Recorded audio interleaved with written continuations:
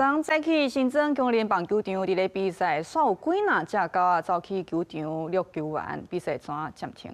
好，当地民众就讲啊，遐有真侪野狗，家人遛已经毋是第一摆。也动保处表示讲，会去查看狗仔敢是有人饲，若有人饲会依法处罚，若是野狗会甲收容。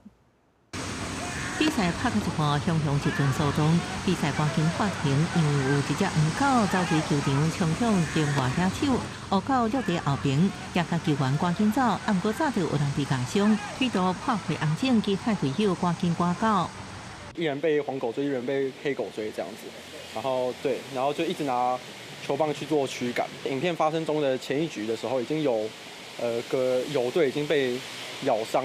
转头的时候，就看到有一只正朝这边冲过来，我当下就吓到，就赶快跑。在新北市新庄，迄时阵两支球队伫和平公园的庆林球场咧比赛，差不多是伫1月31早起11点外，熊熊互狗仔咬着，无奈原来拍球，原来爱个细致，狗仔过来咬人，大家怀疑是流浪狗咧攻击。有10几只有了，都躲在那个树林里面，那个靠近大汉溪。出太阳，它会来晒太阳。你在这边有看过流浪狗之类的吗？就是后面那个脚踏车步道啊。案发的球场4个围网啊已经破起分家，当地民众也讲有看过流浪狗，也有人伫运动时阵互狗仔一直捉。不过动保处才就通知到场，狗仔已经无伫现场。如果有饲主饲养、输纵或有管理不当的情形，将依照动保法来开罚。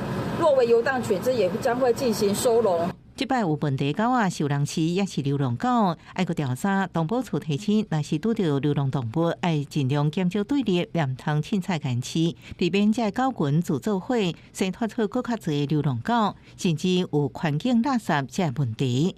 记者综合报道。